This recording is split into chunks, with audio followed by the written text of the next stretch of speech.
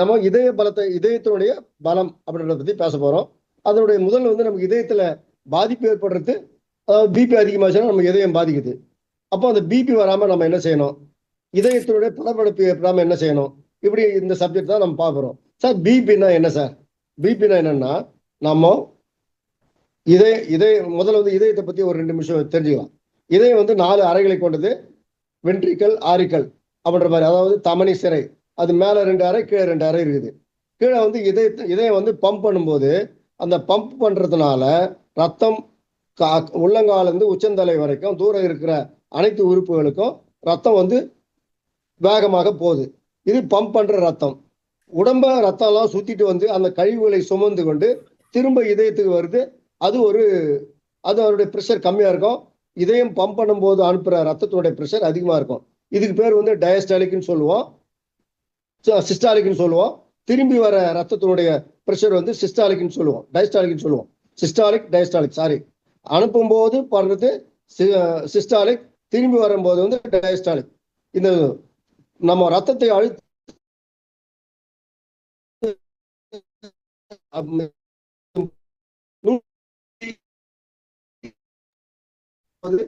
போது பாத்தீங்கன்னா 80-85 இருக்கும். அப்போ திரும்பி வர ரத்தம் வந்து மெதுவா வர்றதுனால அதோடைய பிரஷர் வந்து 90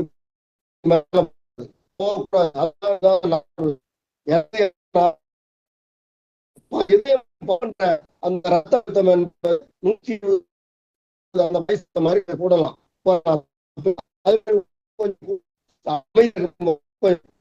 தப்பில்லை. ஆனா இப்பவுமே நமக்கு ரத்தம் வந்து அந்த பிரஷர் வந்து 140, 150, 160, 90, 100 வந்து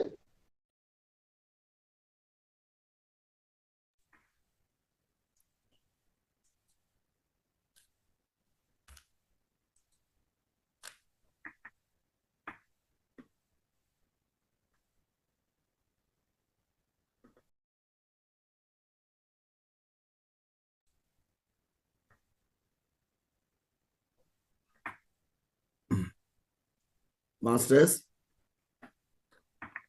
இந்த மகாவதார் அறக்கட்டளை ஆரம்பித்து 1 வருடம் 11 மாதம் முடிந்து இப்போ மீண்டும் சார் வந்துட்டாருங்க. சார் தொடரலாம் sir. Yes sir, yes sir. என்ன காரணம் தெரியல. நெட் டவுனா இருக்கு சார், ஒன்றும் ப்ராப்ளம் இல்லை. இதுல சம்மர் அதிகமாக இருக்கிறதோடு நிறைய பேர் ஏசி யூஸ் பண்ணுவாங்க. அப்போ வந்து கரண்ட் ஃபெயிலியர் ஆகும். அதனால வந்து நெட் இஷ்யூ வரும். ஒளிபரப்பு பண்றாங்கல்ல சார், ஏர்டெல் அவங்கலாம், அதெல்லாம் நெட் இஷ்யூ வரும். நீங்க தொடர்ந்து பேசுங்க. சரி சார், பேசலாம், சரியாயிடும். பேசலாம் சார்.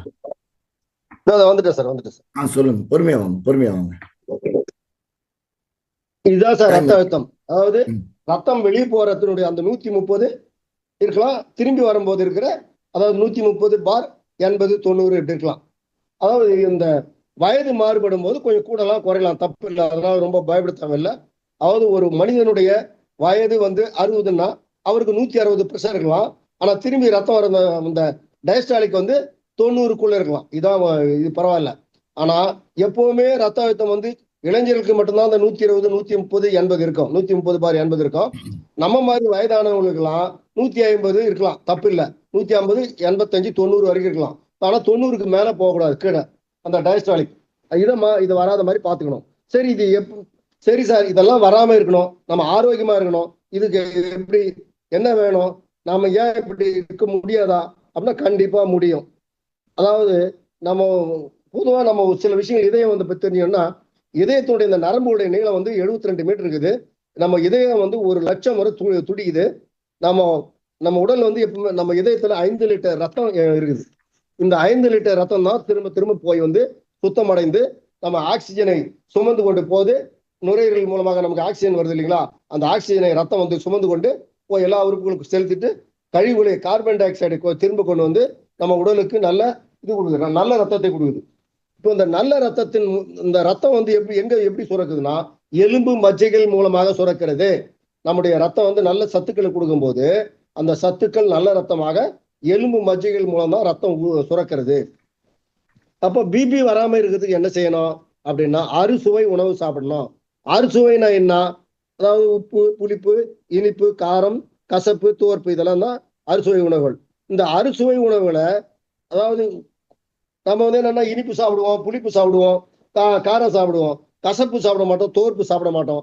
இதெல்லாம் கொஞ்சம் சேர்க்கிற மாதிரி பார்த்துக்கணும். அதாவது பொதுவாகவே அறுசுவை உணவு இருக்கிற 2 விஷயங்கள் இருக்குது. 2 ஒண்ணு கடுக்காயில அறுசுவை உணவு இருக்குதுன்னு சொல்றாங்க. அதுக்கு அடுத்து வந்து அதிமதுரத்துல அறுசுவை உணவு இருக்குதுன்னு சொல்றாங்க. இது 2 தான். அதாவது இந்த 2 பொருள்ல 6 சுவை இருக்குது. மற்ற பொருள்லாம் அப்படி இல்லை. நீங்க மற்றதெல்லாம் பாத்தீங்கன்னா ஒரு சுவை இருக்கும், ஒரு சுவை இருக்காது. இப்போ நீங்க வாழைப்பூன்னு எடுத்தீங்கன்னா துவர்ப்பு இருக்கும், ஆனா இனிப்பு இருக்காது. அதே மாதிரி பாவக்கான்னு எடுத்தீங்கன்னா கசப்பு இருக்கும், அதுல துவர்ப்பு இருக்காது. இப்படி ஒவ்வொன்றுத்துக்கும் ஒவ்வொரு உணவுப் பொருளுக்கும் ஒவ்வொரு விதமான குணங்கள் உண்டு. அதனால நம்ம அறுசுவையும் கலந்து சாப்பிடணும். ஒரு நாளைக்கு இந்த பதார்த்தம் சாப்பிடணும், இன்னொரு நாளைக்கு அந்த வேறு பதார்த்தத்தை மாத்தி சாப்பிடணும். அதே மாதிரி உப்பு குறைத்து சாப்பிடணும். உப்பு அதிகமா சாப்பிட்டீங்கன்னா கண்டிப்பாக ப்ரெஷர் ஏறும் அப்படின்ற நம்முடைய விஞ்ஞானம் சொல்லுது. அதனால மருத்துவ விஞ்ஞானம் சொல்லுது என்னன்னா, நீங்க எந்த டாக்டர்கிட்ட போனாலும் உப்பு குறைச்சி சாப்பிடுப்பா, உப்பு சாப்பிட்டீங்கன்னா பிபி ஏறும் அப்படின்னு சொல்லுவாங்க. அதனால உப்பு உள்ள உணவுகளை சாப்பிடாதீங்க. அதே மாதிரி நல்லா தூங்கணும். அதாவது மனிதனுக்கு வந்து ஓய்வு என்பது மிக முக்கியமானது. ஓய்வு இல்லைன்னு சொன்னாலே நம்முடைய உடல்ல பல்வேறு கோளாறுகள் ஏற்படும். ஏன்னா நம்ம மனிதனுக்கு வந்து 4 வகையில சத்து கிடைக்குது. ஒண்ணு உணவு மூலமா கிடைக்குது, 2வது ஓய்வு மூலமா கிடைக்குது, இன்னொன்று வந்து மூச்சு காற்றின் மூலமாக கிடைக்குது, 4வது வந்து சந்தோஷத்தின் மூலமாக நமக்கு சக்தி கிடைக்குது. 4 வகையில மனிதன் சக்தியை பெறுகிறான். அதனால அதுல முக்கியமானது ஓய்வு. ஒரு மனிதனுக்கு ஓய்வு இல்லாம இருந்தா கண்டிப்பா அவனுடைய மனநிலையிலையும் உடல்நிலையும் மாற்றம் ஏற்படும். 4 நாளைக்கு தூங்காம இருந்தா நமக்கு பைத்தியமே பிடிக்கும், அந்த மாதிரி இருக்கும். அதனால நல்ல தூக்கம் இருக்கணும். அந்த நல்ல தூக்கத்துக்கு என்ன பண்ணணும்னா நம்ம அமைதியான மனோநிலையில் இருக்கணும். அமைதியான மனோநிலையிலிருந்து அதாவது தூக்கம் வர மனசுல வந்து எப்பவுமே நல்ல அமைதி இருக்கணும். அந்த அமைதி இருக்கணும்னா என்ன பண்ணணும்? நம்ம உடற்பயிற்சி செய்யணும், யோகா பண்ணணும், தியானம் பண்ணணும், ஆசை அதிகமா இருக்கக்கூடாது. இதெல்லாம் இருந்தால் தான் மன அமைதி இருக்கும். அதாவது எல்லாத்தையுமே டேக் இட் ஈஸியா இருக்கணும். அப்போ நல்ல தூக்கம் வரணும். அப்பதான் நல்ல தூக்கம் வரும். அதனால இன்னொன்று நம்ம வந்து நல்ல தண்ணி நிறைய குடிக்கணும். சைவ உணவுகள் நிறைய சைவ உணவு மட்டும்தான் சாப்பிடணும். அசைவ உணவே சாப்பிடக்கூடாது. அசைவ உணவு சாப்பிட்டீங்கன்னா அந்த அசைவ உணவு செரிமானமாகுவதற்கு ஏறக்குறைய 36 மணி நேரத்துக்கு மேல ஆகும். அதனால வயிற்றில் அந்த அசைவ உணவு தேக்கமடைஞ்சு அது வந்து நொதி ஏற்பட்டு பல்வேறு நோயை உருவாக்கக்கூடிய காரணிகளை ஏற்படுத்தும். அதனால கூடி மட்டும் யாருமே அசைவ உணவை சாப்பிடாதீங்க, சைவ உணவை சாப்பிடுங்க. இரவில் வந்து எளிமையாக ஜீரணமாகக்கூடிய உணவை சாப்பிடுங்க. அதனால நமக்கு வந்து எந்த நோய் வராம இருக்கிறதுக்குன்னா இதுதான் நம்ம உணவு முறைகளை ரொம்ப அழகா பார்த்துக்கணும். அதே மாதிரி நம்ம பால் வந்து சாப்பிட தேவையில்லை. பால் வந்து ஏன்னா நம்ம உணவு வந்து அதாவது மாட்டினுடைய பால் வந்து மனிதனுக்காக உருவாக்கப்பட்டதில்லை. அதனால மோர் மட்டும் சாப்பிட்டுக்கலாம், நெய் சாப்பிட்டுக்கலாம். அதனால பால் வந்து சாப்பிட்றத விட்டுருங்க. அதே மாதிரி உடற்பயிற்சி செய்யுங்க, யோகா பண்ணுங்க, மூச்சு பயிற்சி செய்யுங்க, டிப்ரெஷன் இல்லாம பாத்துங்க, மன அழுத்தம் இல்லாம பாத்துங்க, படபடப்பு இல்லாம பாத்துங்க. அதனால அவசரமா வேகமா எப்பவுமே வந்து எந்த வேலை செஞ்சாலும் டைம் ரொம்ப சூப்பரான டைம் வச்சு அதிகமான வேலை பொழுது வச்சுக்கின்னு படபடப்பாக ஒரு வேலையை செய்யணும்னு நினைக்காதீங்க. ரொம்ப நிதானமாக அதாவது வேலை செய்யுங்க. நிதானமாகவும் பொறுமையாகவும் விழிப்புணர்வோடும் அந்த வேலை செய்யுங்க. தியானம் செய்யுங்க. நீங்க நல்ல தியானம் செஞ்சீங்கன்னா நிச்சயம் மன அமைதி கிடைக்கும், பிபி வரவே வராது. அதனால தியானம் தியானம் தியானம் என்பதை மறந்துடாதீங்க. தியானம் என்பது ஒரு தாரக மந்திரமாக செய்யுங்க. ஆனா சரி, ஒரு சிலர் என்ன சொல்றாங்க, எனக்கு தியானம் வரல சார், தியானம் கஷ்டமா இருக்குது சார் அப்படின்னு சொல்லுவாங்க. அதனால தியானம் நல்லா வரணும்னு சொன்னா அதாவது உண்மையா நல்ல உடற்பயிற்சி செய்யுங்க, யோகாசனம் பண்ணுங்க. யோகாசனம் தான் உடல், மனம், மூச்சு இது 3ம் ஒன்றிணைவதுதான் யோகாசனம். அதாவது நீங்க ஒரு ஆசனத்தை பண்ணீங்கன்னா அந்த உடல் ஒத்துழைக்கணும், மனசு வந்து அந்த கமாண்டிங் அந்த ஆர்டர் போடணும், இப்படி வளையணும் இப்படி நெளியணும்னு சொல்லும் போது அந்த உடல் மனம் மூச்சு அதுக்கேற்ற மாதிரி மூச்சு வந்து நம்ம உள் வாங்குவதும் வெளி வாங்குவதும் அதற்கு தகுந்தவாறு நம்ம செய்யணும். குனிறீங்கன்னா மூச்சை வெளிவிடணும், நிமிடுறீங்கன்னா மூச்சை இழுக்கணும். அப்போ இது மாதிரி இதெல்லாம் சில ப்ரொசீஜர், ஒவ்வொரு ஆசனத்துக்கும் எந்த இடத்துல மூச்சை இழுக்கணும், எந்த இடத்துல மூச்சை வெளிவிடணும் அப்படின்ற ஒரு சில அடிப்படை கொள்கைகள் இருக்குது. அந்த கொள்கைகளை ஃபாலோ பண்ணி நீங்க யோகாசனம் பண்ணீங்கன்னா நிச்சயம் உடல் மனம் மூச்சு ஒன்றிணையும். அதை கொஞ்ச நேரம் செஞ்சிட்ட பிறகு நீங்க வந்து தியானம் பண்ணலாம். இன்னொன்று ஒன்று, தியானத்துக்கு முக்கியமானது என்னன்னா, எப்பவுமே live in the present moment, நிகழ்காலத்தில் இருங்க. அதாவது நிகழ்காலம் தான் ஒரு மனிதனுக்கு ஆனந்தத்தையும் சந்தோஷத்தையும் தரும்.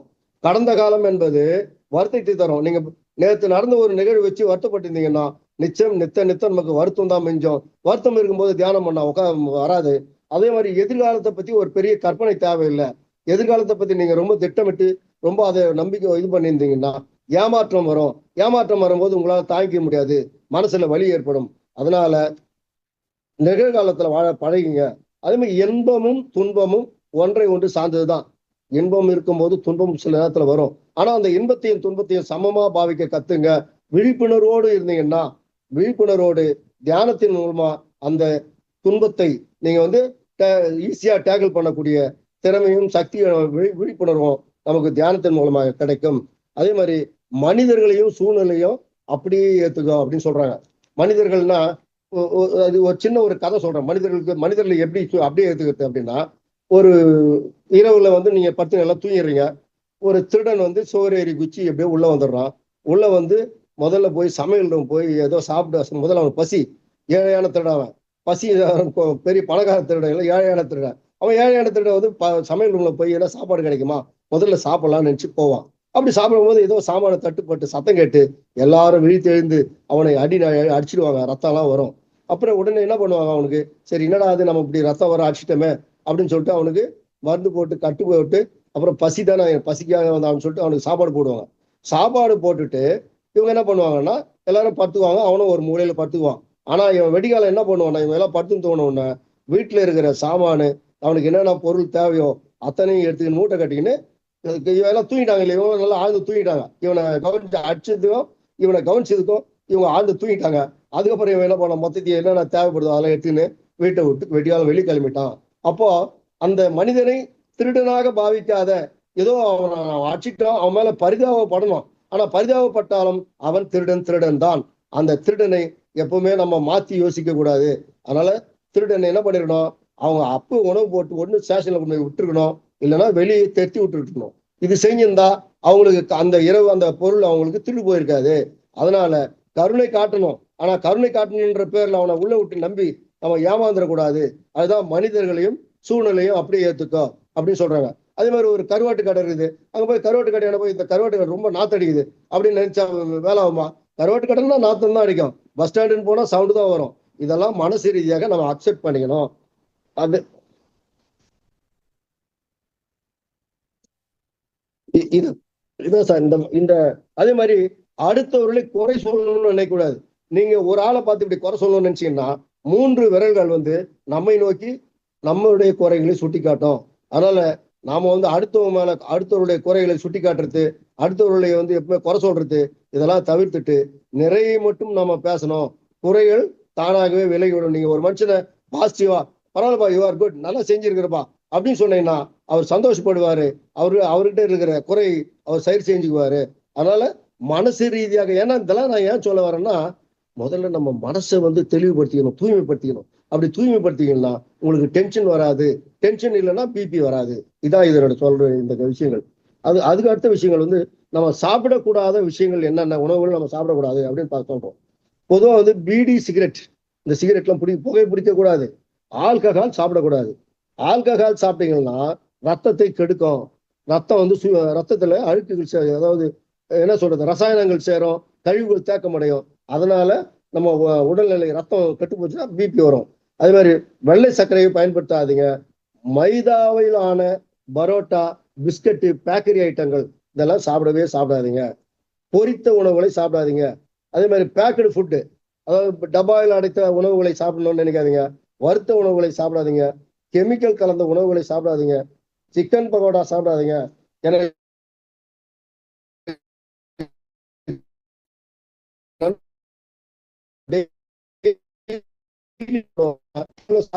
சிக்கன் பக்கோடா சாப்பிடுவாரு, கொஞ்சம் சேமியா சாப்பிடுவாரு. அதுக்கப்புறம் மறுபடியும் வீட்டுக்கு போய் கொஞ்சம் சரக்கு ஒரு ஒரு குவார்டர் சாப்பிட்டு அதுக்கப்புறம் உணவு சாப்பிட்டுட்டு படுத்துக்குவாரு. இப்படி சாப்பிட்டு அவர் என்னாச்சுன்னா இன்னைக்கு ஹார்ட் பைபாஸ் சர்ஜரி பண்ண வேண்டிய நிலைக்கு உள்ளாகி ஏதோ போயிச்சிருக்கிறார். ஏன்னா எதுக்கு சொல்ல வரேன்னா, இதெல்லாம் நம்முடைய இதயத்தையும் ரத்தத்தையும் கெடுக்கக்கூடிய உணவுகள். அதனால இந்த வறுத்த உணவுகள், பொரித்த உணவுகள், இது மாதிரி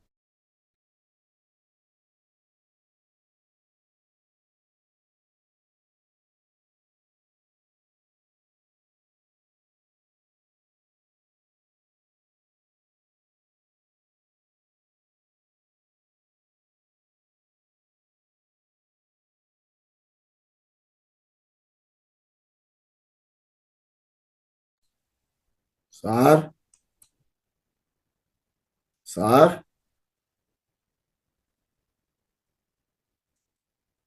சம் நெட் இஷ்யூங்க, அவருக்கு வருவாருங்க, மீண்டும் லைன்ல வருவாரு. Sir is facing some net problems. Sir master Ramarajendra sir, நண்பர்களே, இந்த வராருங்க சார்.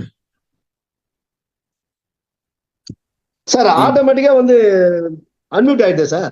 நெட் டவுன் ஆகுது சார். சம்மர்ல ஏசி நிறைய யூஸ் பண்ணுவாங்க, ப்ராப்ளம் வரும். மார்னிங் இந்த மாதிரி வரல, இப்ப நைட்ல மட்டும் இந்த மாதிரி வருது. இப்ப ஏசில நிறைய யூஸ் பண்ணுவாங்க. அதுவும் இல்லாம இதெல்லாம் வந்து விழா காலம் இல்ல, வெள்ளிக்கிழமை. சரி சார், சரி சார். அதனால நம்ம அதாவது பிபி வந்து கொலஸ்ட்ரால் வந்து ரத்த குழாயை அடைப்பதனால் மட்டும்தான் வரும்னு நினைச்சுக்க தேவையில்லை. கொலஸ்ட்ரால் அதிகமானாலும், அதாவது கெட்ட கொழுப்புகள் அதிகமானாலும் பிபி வரும். இன்னொன்று, சுகர் பேஷண்ட் வந்து சக்கரை மாத்திரை சாப்பிட்றதுனாலையும் பிபி அதிகமாக வரும். என்னன்னா, சக்கரை மாத்திரை சாப்பிட்றதுனால அந்த கெமிக்கலானது ரத்த குழாயிலே ஒரு படிவமாக படிந்துவிடும். அதனால ரத்த குழாய் சுருக்கமடைந்து பிபி வரும். அதனால பல்வேறு பிரச்சனைகள் வரும், இதய பிரச்சனைகள்லாம் வரும். அதனால சுகர் பேஷண்ட்டுக்கும் பிபி வரும். அப்போ சுகர் பேஷண்ட் பிபி சுகர் வந்து பிபி வந்து தம்பி, அண்ணன் தம்பி 2 பேரும் கூட இருப்பாங்க.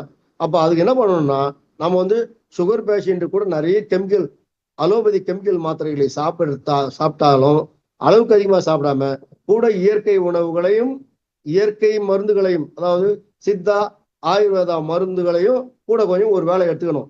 அதனால வெறும் அலோபதி மாத்திரையே சாப்பிட்டு இருந்தோம்னா நம்ம அந்த அலோபதி மாத்திரையே ரத்த குழாயிலே அடைப்பை ஏற்படுத்தும். அந்த கெமிக்கல் டெபாசிட் ஆகி ரத்த குழாயை அடைப்பு ஏற்படுத்தி நம்ம பிபி ஏற்படுத்தும், இதயத்தை பாதிப்பு ஏற்படுத்தும், சிறுநீரக பாதிப்பை ஏற்படுத்தும். அதனால சுகர் இருக்கிறவங்க கூட பிபி, அதாவது பிபி வராம இருக்கணும் அப்படின்னு நினைச்சீங்கன்னா, குறைவா இருக்கணும் அப்படின்னு கண்ட்ரோல் பண்ணணும்னு நினைச்சீங்கன்னா, இயற்கை மருத்துவத்தையும் கொஞ்சம் நாடுங்க.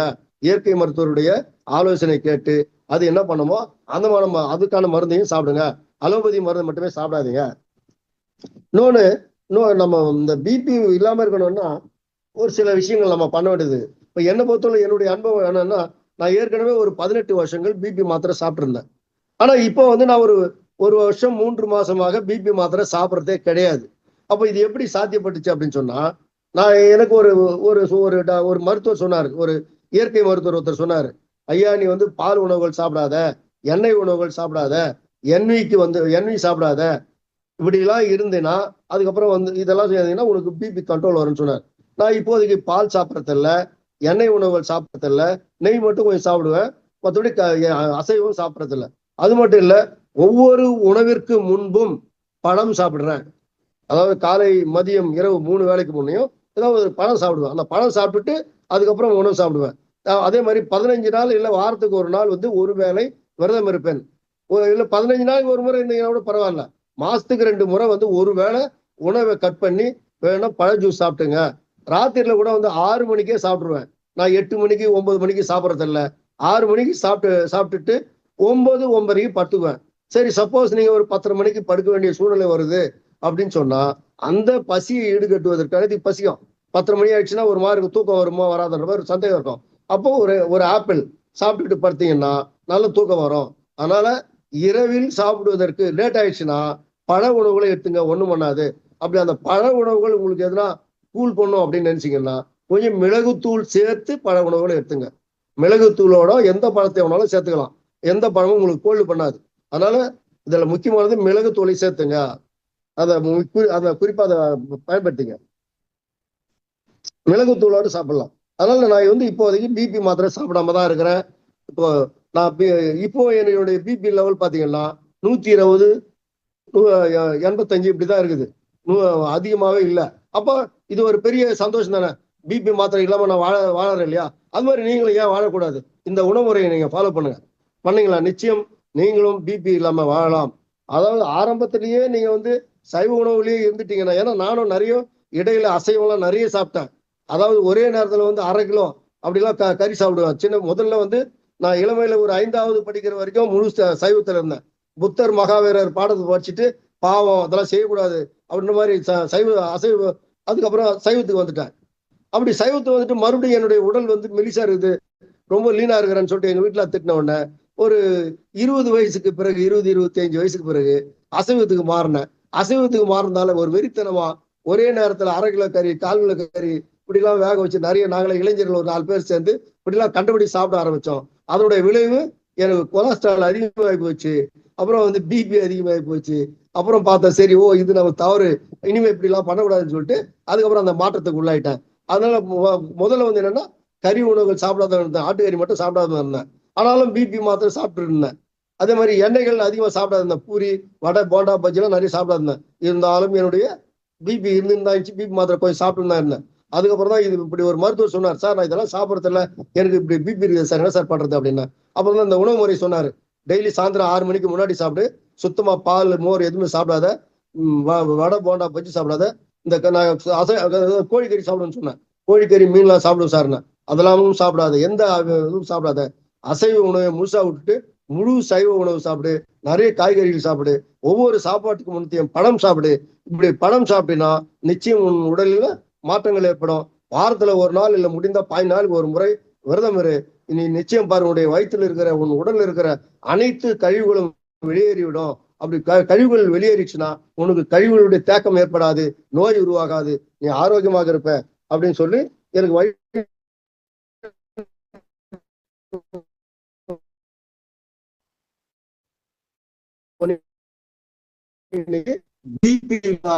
பிபி மாத்திரை சாப்பிடாத ஒரு மனிதனாக உங்களால பேச. அதே மாதிரி நம்ம காரணம்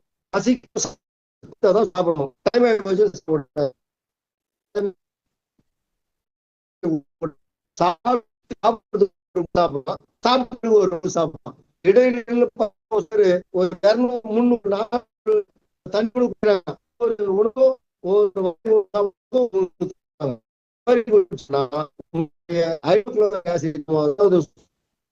பண்ணக்கூடிய இந்த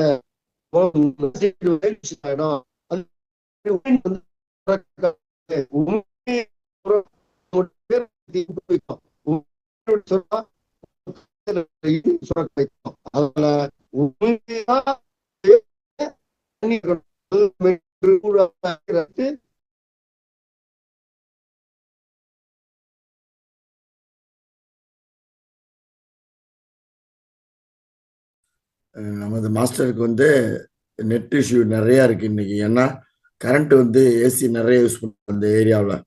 சார் வந்து டவுன்ல ஆரணி டவுன்ல இருக்காரு. சுத்தமா கடை தெரு அந்த ஒரு வீடெல்லாம். அப்போ வந்து இந்த சம்மர் டைம்ல நிறைய கடைகளில் ஏசி யூஸ் பண்ணும்போது பவர் ஃபெயிலியர் ஆகும், நெட்டு டவுன் ஆகும். அதான் ரீசன். சாருக்கு வராரு, தொடர்ச்சியா வராரு. சார் பேசுங்க சார். Proceed sir. சார் தொடரலாம் சார். நெட் இஷ்யூனாலதான், டெக்னிக்கல் ப்ராப்ளம் தான், சரியாயிடும். கேக்குது sir.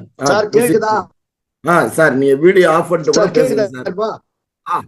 Yes sir, yes sir. Sir பேசலாமா? பேசுங்க sir. Sir yes sir. Video off பண்ணிட்டு கூட பேசுங்க. சீக்கிரம் வீடியோ தேவையில்ல. சரி சார். அதே மாதிரி சாப்பிட்ட உடனே குளிக்க கூடாது, சாப்பிடக்கூடாது. இதெல்லாம் முக்கிய விஷயம்.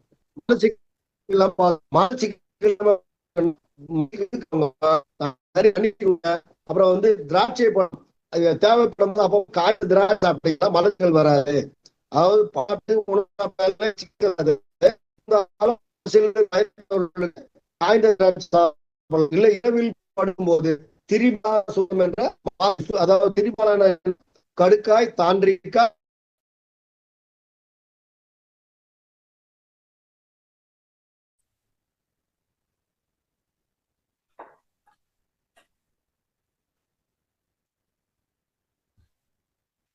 மாஸ்டர் ரமராஜன் சார் வீடு வந்து மார்க்கெட் ஏரியாவில் இருக்குங்க, ஆரணியில். சுத்தியுமே 2 தெரு ஃபுல்லாக கடை தெரு தான். இந்த சம்மர் டைமில் ஏசி நிறைய போடுவாங்க, லோடு ஃப்ளக்சுவேஷன் வரும், அதனால வந்து நெட்ல ஃபெயிலியர் ஆகும். சார் எப்படியோ சமாளிக்கிறாரு. மாஸ்டர்ஸ், நமது இந்த மகவதார் டிவி, மகவதார் ஃபவுண்டேஷன் அவர்கள் வந்துட்டார். சார் வந்துட்டாங்க. சார் சார் பேசலாம் சார். சார் ஆ சார் ஆ பேசுங்க. ஆ சரி சார். சரி, அப்புறம் என்னென்ன உணவுகள் சாப்பிடலாம் அப்படின்னு பாத்தீங்கன்னா, கொள்ளு வந்து அற்புதமான உணவு. அதாவது ரத்த குழாயில் இருக்கிற அடைப்பை குறைக்கிறதுக்கான, கெட்ட கொழுப்பை கரைப்பதற்கான நல்ல உணவு கொள்ளு. அதனால கொள்ளு வந்து மேக்சிமம் சுண்டலாக எந்தெந்த வகையில பயன்படுத்த முடியுமோ அந்த அளவுக்கு கொள்ளு சாப்பிடுங்க. அதே மாதிரி மருதம்பட்டை சூரணம் வந்து சாப்பிட்டீங்கன்னா நிச்சயம் இதயத்துக்கு பெரிய பலம் தரும்.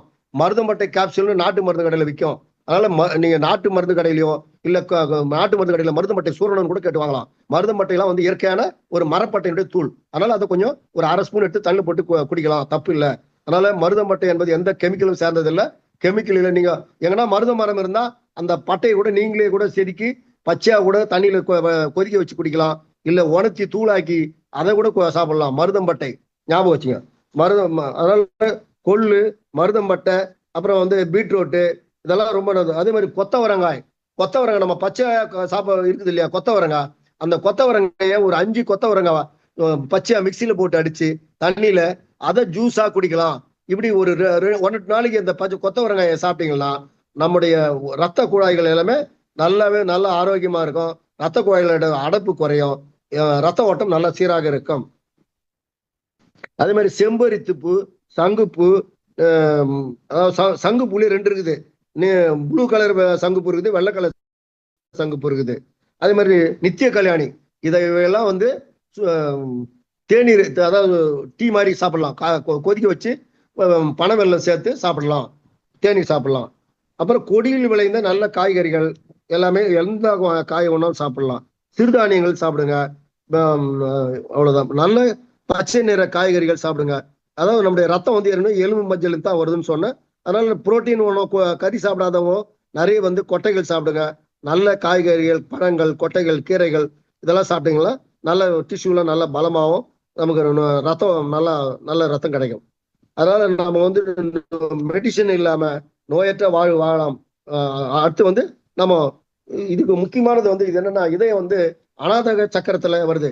அநாதக சக்கரத்தினுடைய நம்ம உடல்ல வந்து 7 சக்கரம் இருக்குது. அதுல அநாத சக்கரம் வந்து ஒரு முக்கியமான சக்கரம், இதய சக்கரம். அந்த இதய சக்கரத்துடைய கலர் வந்து பச்சை. அந்த நீங்க இதயத்தினுடைய பிரச்சனை உள்ளவர்கள் வந்து மரத்தை கட்டி பிடிக்கலாம்.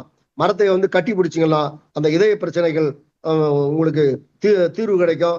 மலர்களை, பூக்களை பார்த்து ரசிக்கலாம், பூக்களை கையில தொட்டு பார்க்கலாம். இப்படி செய்வதன் மூலமாக உங்களுடைய இதயத்துல ஒரு மாற்றங்கள், ரசாயன மாற்றங்கள் ஏற்படும் அப்படின்னு நம்ம இயற்கை விஞ்ஞானிகள் சொல்றாங்க.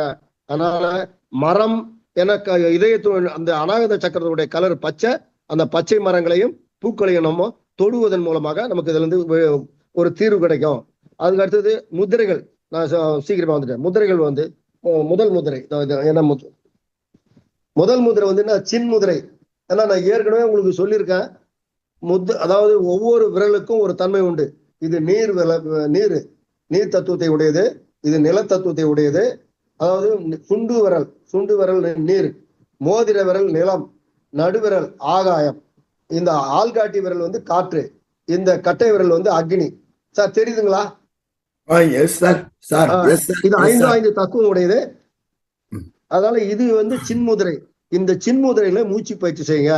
ஒரு 5 மூச்சு ஆழமா இழுத்து விட்டு கவனிச்சிங்கன்னா உங்களுடைய மனசுல அமைதி கிடைக்கும்.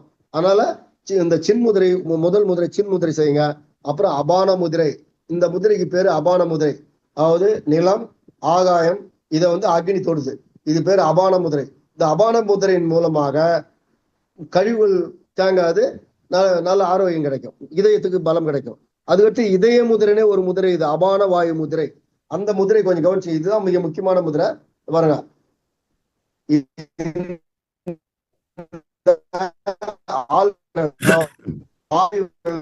மழை முறைக்கு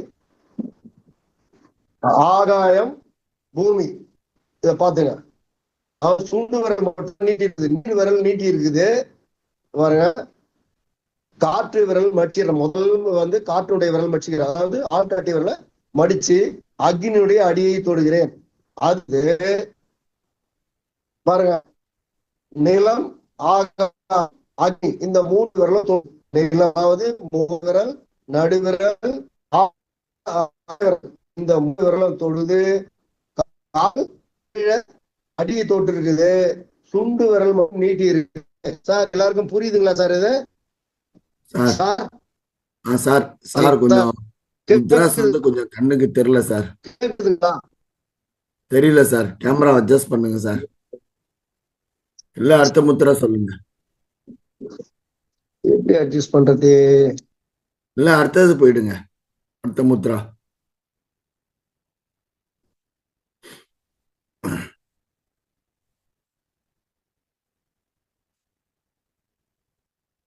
சார்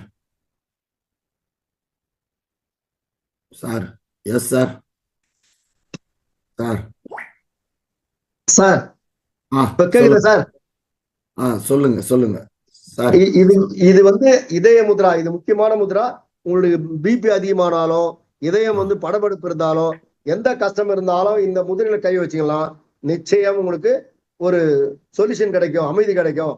நான் இதயம் அதாவது பிபி ஆக இருக்கும்போது இந்த முதிரையெல்லாம் நிறைய பயன்படுத்தி அதனால தீர்வு கண்டிருக்கிறேன். அதனால இந்த முதிரையை எல்லாரும் நல்லா கவனிச்சிங்க. தெரியலன்னா நோதடி கேளுங்க, நான் சரியாக உங்களுக்கு புரியுற மாதிரி சொல்றேன்.